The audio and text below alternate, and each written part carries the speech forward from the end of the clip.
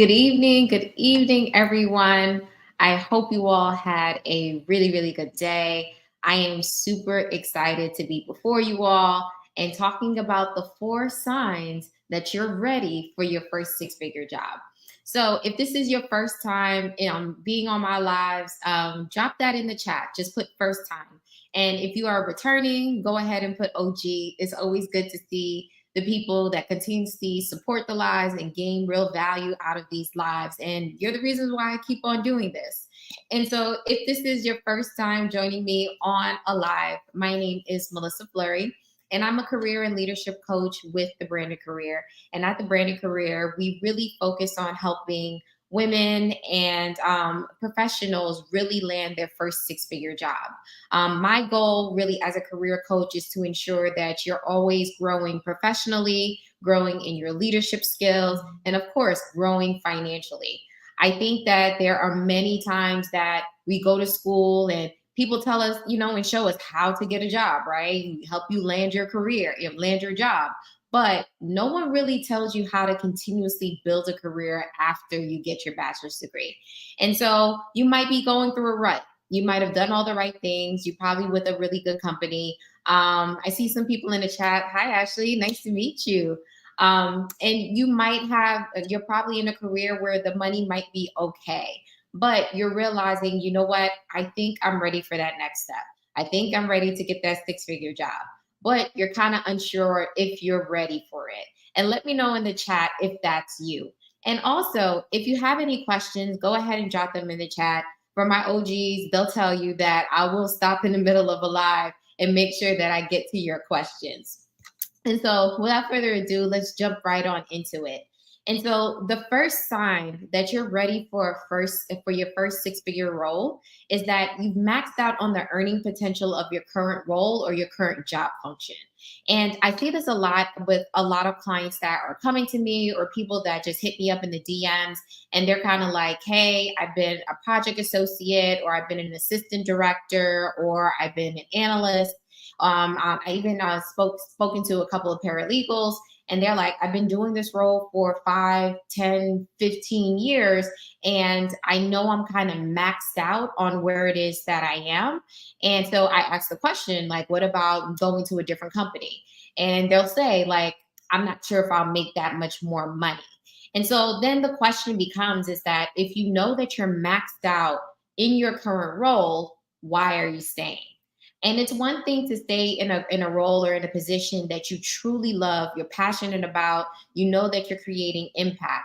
But it's another to stay in that role because you're comfortable, right?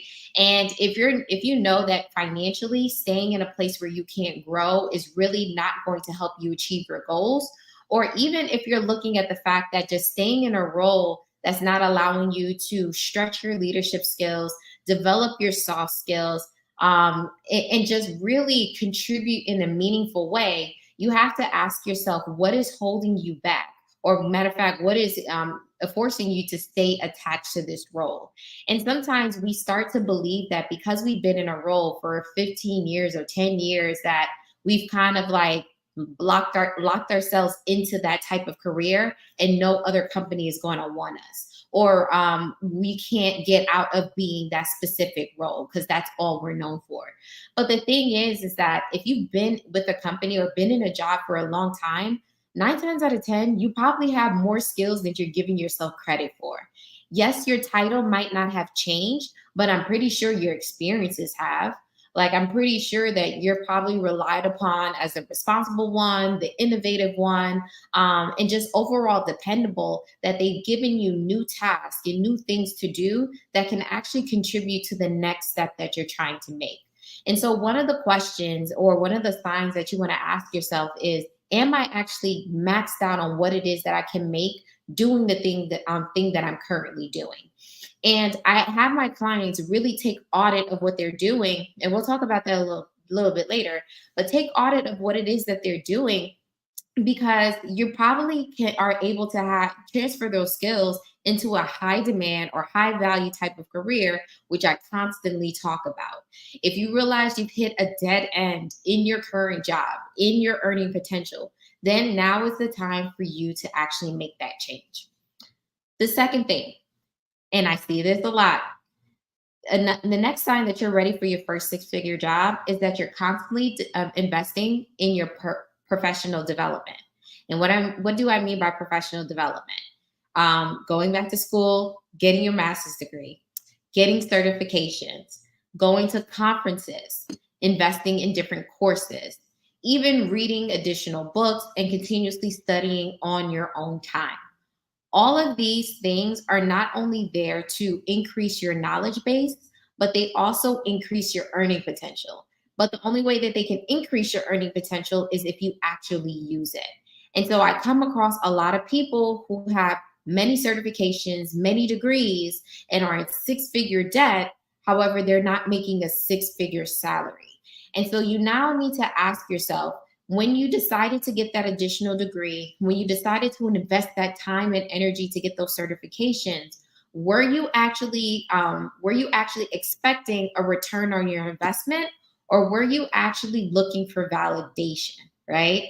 And I want to talk about this because I find that a lot of people aren't necessarily going back to school because they want to increase their knowledge base, going back to school because they want to get better at their job, but more so they want the validation from a piece of paper for front, so that an employer or somebody can look at them and say, hey, I think you're ready. Hey, I think you're good enough. Hey, I think you're smart enough. And all of those things should first be validated by you. Okay. You have to know that you are the secret sauce. You have to know that, more importantly, that you deserve to make a six-figure salary. And if you're depending upon a piece of paper to say that you're ready, or depending upon a piece of paper to say that you're worthy now, then more than likely, even after you get those pieces of paper and you find that you're still struggling to get a six-figure job, still struggling to not only be offered lateral roles, then the issue becomes that you have to really rebrand yourself and look at yourself differently.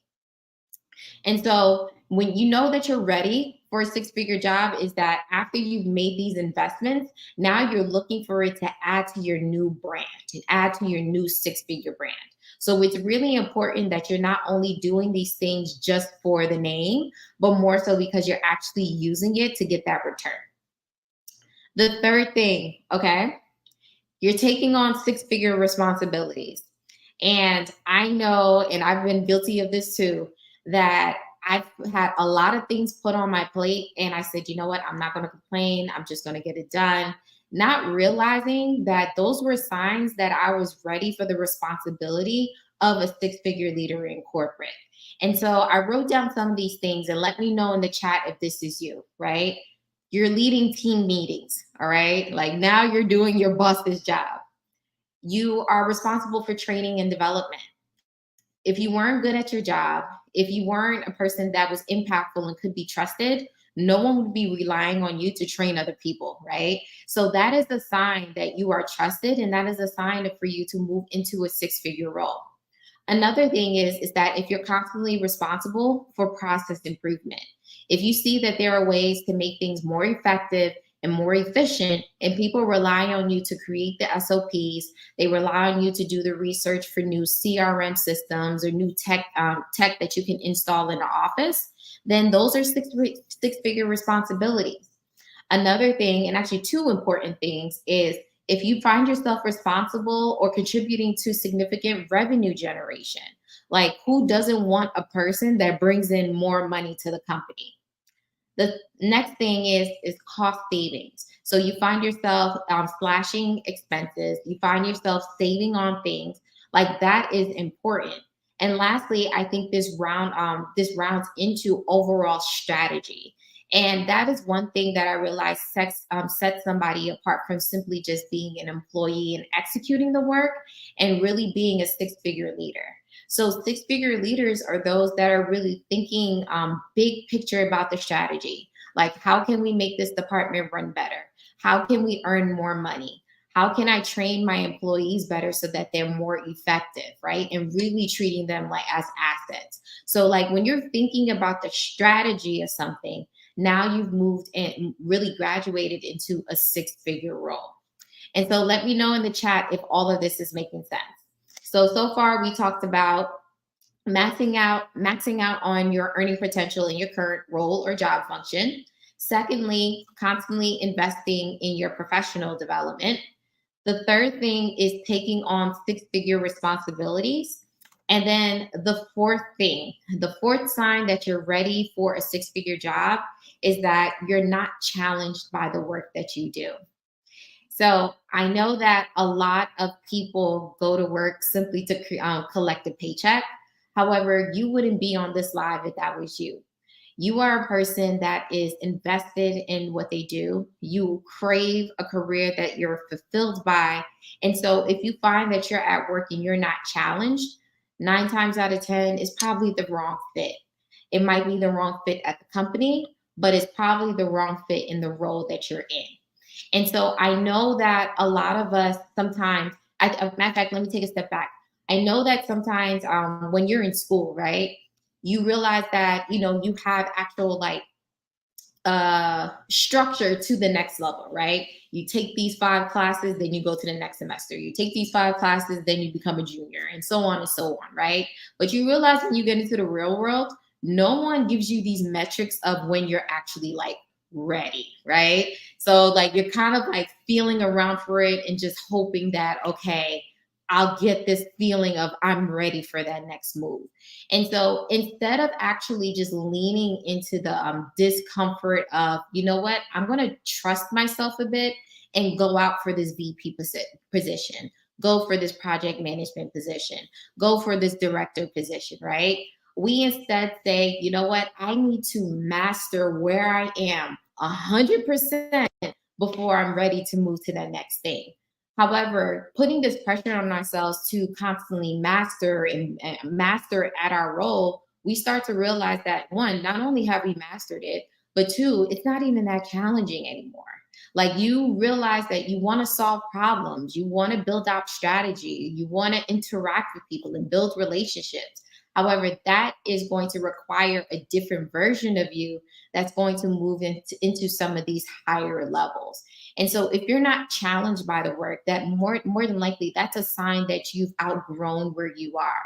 And I've been there too. I started to realize, you know what, I'm no longer, that person that came in as an analyst. It's time for me to be an asset manager. And then from there, it was time for me to do something else. And so the same thing with my clients. I have clients that are severely undercutting themselves in the roles that they're currently at, only to realize, like, wow, I actually could be doubling my salary. I actually could already be at a director position without going back to school because I'm already doing the work. But you need to learn how to advocate for yourself. And you need to learn how to actually articulate your value in a way that employers are like, you know what? I want to keep this person on my team, or I want to hire this person into the company. And so we talked about the 4 signs of, being ready for your first six-figure job. But I want to talk about 3 things, and this is just high level, but 3 things that I think can really help you go ahead and find your first six-figure job. And I'm actually going to do a little bit of an interjection right here.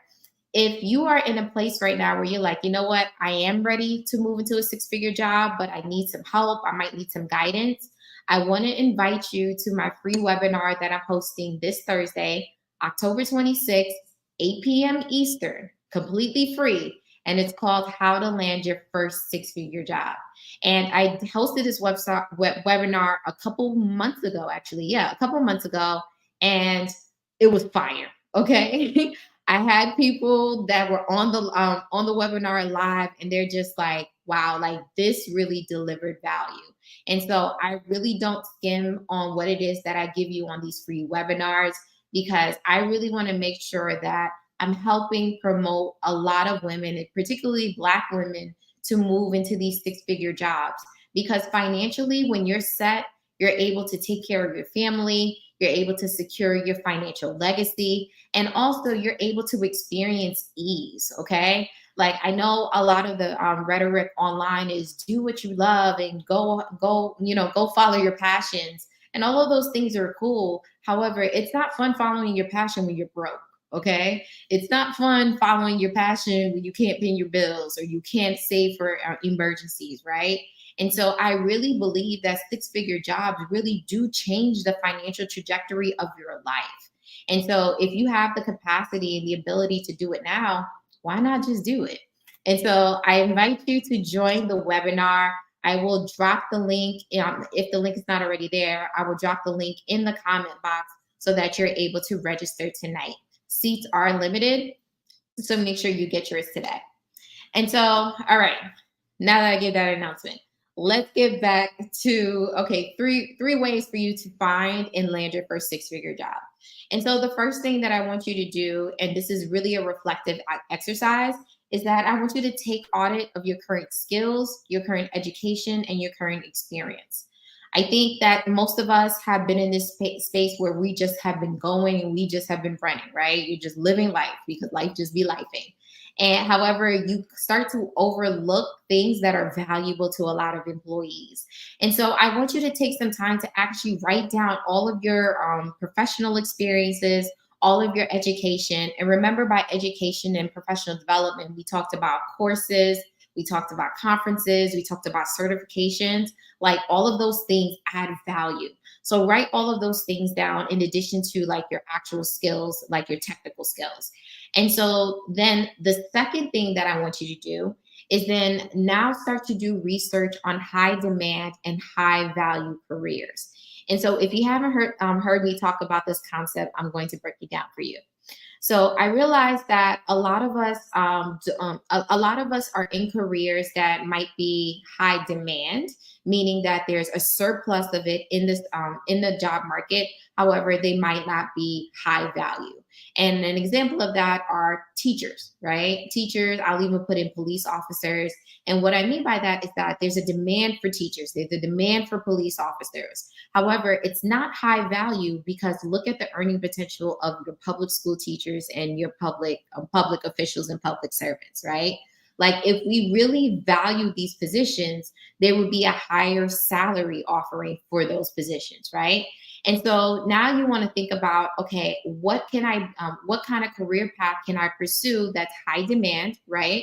A good example of that is the tech industry, right? So real high demand there, whether that be project managers, program management, sales development, any of those things, and then high value, six figures and above. And so an exercise, maybe I'll try to drop in the chat, but I give my clients to do is that you can actually use AI, ChatGPT.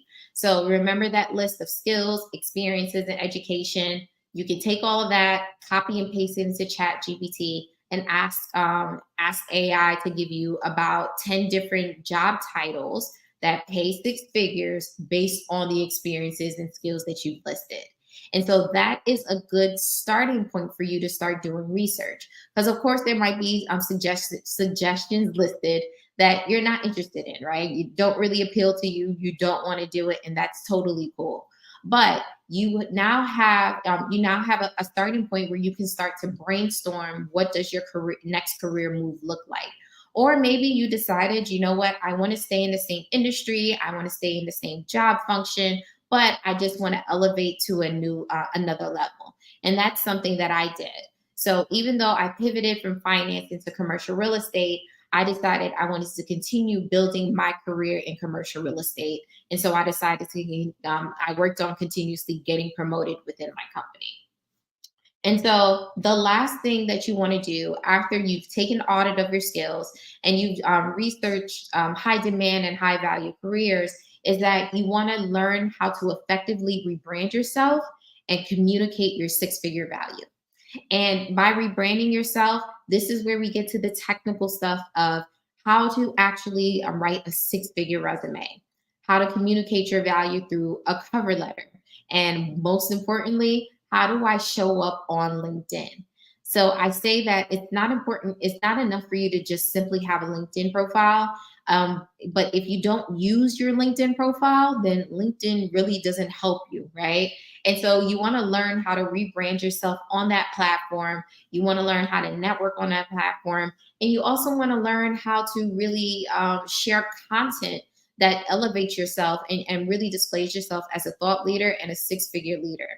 And then communicating your value is all about the type of verbiage that you're using, what kind of experiences that you're sharing, and then also how are you showing up in the interview?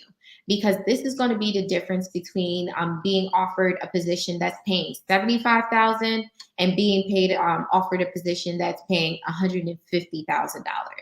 And so, just a quick example of this is that I'm currently working with a client in my signature coaching program, the Career Catalyst, and she's currently in a position where she's earning anywhere between $50,000 to $60,000.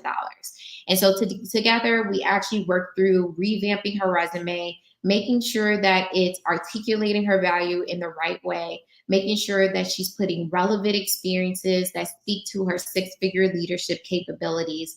And within 24 hours of submitting her resume, a recruiter called her back for two different positions that they believe that she's qualified for. Okay. So that is the power of learning how to articulate your value. And so I'm going to run through that again. Taking audit of your skills, education, and experience, researching high demand and high value careers aligned with your interests, and lastly, learning how to rebrand and communicate your value. So that is all that I have for you today. As I said before, I am hosting a free webinar, How to Land Your First Six-Figure Job, Thursday, October 26th at 8 p.m. Eastern.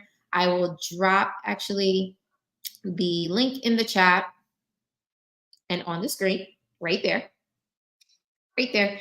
So www.thebrandedcareer.com/webinar. From there, you'll be able to sign up and lock in your seat.